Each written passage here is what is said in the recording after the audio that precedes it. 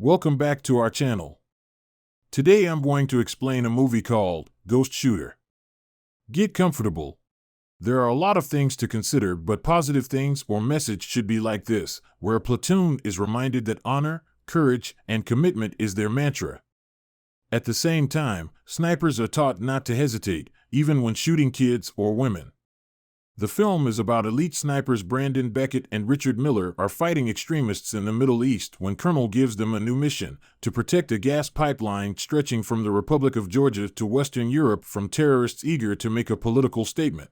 But when skirmishes with the enemy lead to U.S. snipers being killed by a ghost shooter who locks into their exact location, a security breach is suspected. However, fingers are pointed and battle lines are drawn, all leading up to an explosive climax. In a film, it follows Gunnery Sergeant Brandon Beckett. He's part of an elite team of Marine snipers that has been tapped to assist with the security of an Austrian businessman, Kilian Grun. As we know, who is working on a massive energy deal involving a Georgian oil pipeline. The film starts, Richard Miller, aka Zeus, and his team are on a mission to save a few American hostages from a terrorist group in Syria. The mission is saved, but not without unnecessary casualties. We should know that this type of assignment should be a breeze. But Beckett isn't exactly feeling on sure footing. Early in the film we learn that he and his team are working to neutralize a terrorist cell before they can execute some hostages. When Beckett sees that the person he's meant to take out is a child, he hesitates and blows his team's cover. The mission is saved, but not without unnecessary casualties. Later, they take their positions and close in on the scene of the execution of the hostages. After getting debriefed by their NATO contact, Robin Slater, the team heads off to provide cover for Grun's motorcade as it travels through a potentially hostile area. So it is sure enough, Insurgent leader Ravshan Gazikov has prepared an ambush. In the ensuing firefight, Beckett's team suffers several casualties. While everyone else chalks the deaths up to bad luck, Beckett is convinced that the team's location was given away by a mole inside the operation. Unfortunately for him, none of his superiors agree. There is a juvenile in the group who is given the charge of the first execution, and Zeus is cleared by the colonel for the shot. Zeus commands Gunner Beckett, aka Rampage, to take the shot. But the target is a child who hesitates to take a life, and Rampage cannot pull the trigger. However, another gunner in the team, Suicide, takes the shot but misses the target, making the enemy alert. Later, the terrorist group executes the hostages and tries to flee the scene but is met with heavy air assault from the military. Finally, they manage to destroy the target vehicle with the help of a U.S. Army drone, but with the hostages dead, the mission is rendered a failure. Back in Istanbul, the team comprising of Cervantes, Rojas, Angst, Maines, and Beckett party, but Angst teases Beckett since he botched the earlier mission. At there, Cervantes tries to instill some encouragement in Beckett. In his eyes, a good sniper must lose their humanity to do the job and shoot without hesitation. When he explains his philosophy, Beckett looks down, as though he doesn't want to believe it's true. But he wants to be left alone. After that, Beckett follows a woman through the bustling streets of Istanbul to a jetty, where someone points a sniper at them.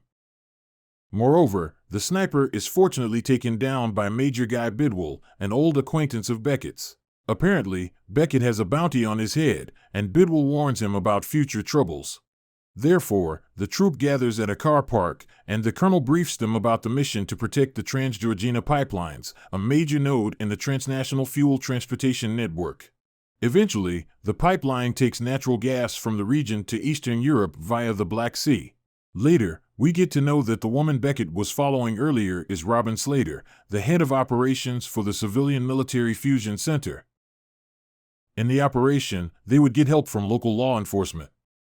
Their rendezvous point is Tbilisi, Georgia, south of Chechnya, where they expect to counter an Afghan terrorist known as Gazikov. As we see that, Slater tells the team that Austrian energy entrepreneur Kilian Grun is expected to arrive at a Gaznab pumping station near Tbilisi, and the team must retrieve the package without faltering. But little do they know, things go haywire, and a battle between the army personnel and terrorists ensues. We saw that Rojas is hit while staying behind a hideout and their location seems to be compromised. We learn that, with the enemy always one step ahead of them, they must find the breach in security and predict upcoming attacks. In the beginning, Beckett and his team suffer a massive blow at the hands of the Georgian terrorists as their exact coordinates are already known by the enemy. After that, Beckett suspects that it is a breach in the Georgian military, but he is soon to be proven wrong. Under probation, Beckett works with a Georgian colonel called Zotov to counter a group of insurgent Chechen extremists. After saving the life of Zotov single-handedly, he is directed to go to Mothershed, who would have information on Gazikov. We see that Mothershed is a blind operative in the Georgian intelligence, and he takes Beckett to meet Gazikov in person. However, the meeting does not go very well since Beckett manages to thoroughly insult Gazikov through his interrogation tactic, and in the process, Beckett compromises the whole operation. However, while the encounter is far from fruitful as Mothershed is injured, Beckett gets a valuable piece of insight. Later, he sees one of Gazikov's men operating a toughbook with a satellite uplink and concludes that the terrorists are stealing military intelligence by hacking into their equipment. After that, Mothershed gives the theory that the enemy is mirroring the American drone network to anticipate attacks in real time, and while the higher officials are dismissive of the theory, it seems highly plausible. And when their GPS is compromised at a later scene, we become sure that the enemy has access to the internal server of the military. Later, the terrorist group, as we are told, attacks both hard and soft targets. The army has concrete news of a terrorist attack in the Gaznab station in Kabylie, a region of Georgia. But the officer briefs the Marines that Gazikov and his group of militants have gathered in the region and are making their way to the pumping station in Batumi, and the army wants to interrupt the terrorists in the act. As the final frontier pans out, Miller and his crew are being escorted to Kabylie, but Beckett finds out a major glitch in the narrative. Later, the anticipated attack was detected by drone footage, and Beckett resonates that if the enemy can hack into the drone network, they can also manipulate the image to mislead the army. As the crew leaves for Kabylie, the principal target of Batumi stands unguarded for the extremists to prey upon, and the crew must head back to the headquarters. Later, when the crew reaches the scene, it has already been rampaged by terrorists. But in a final moment of retribution, Beckett manages to locate Gazikov, the eponymous ghost shooter of the film, and puts a bullet in him, closing the chapter. In the early moments of the film, following the sabotage of the operation in Syria, Beckett is seen to be following a middle-aged woman in the Turkish capital of Istanbul. We saw that the camera follows Beckett in his pursuit of the woman, and when they come together at a jetty, a flirtatious conversation ensues, and the audiences are led to believe that a romantic angle is about to be explored. However, Beckett finds out that the woman is a senior official named Robin Slater, the operational chief of the Civilian Military Fusion Center. As Beckett's deduction of a security breach is taken as some sort of a conspiracy theory by the senior officials, including Slater, their blooming friendship takes a blow. However, in the final moment, Slater admits to her miscalculation about the Kabylie attack, and Beckett asks her out for a drink. As the camera shows them walking out of the frame in the finality of the film, the audience gets the impression that they have been able to reconcile with each other.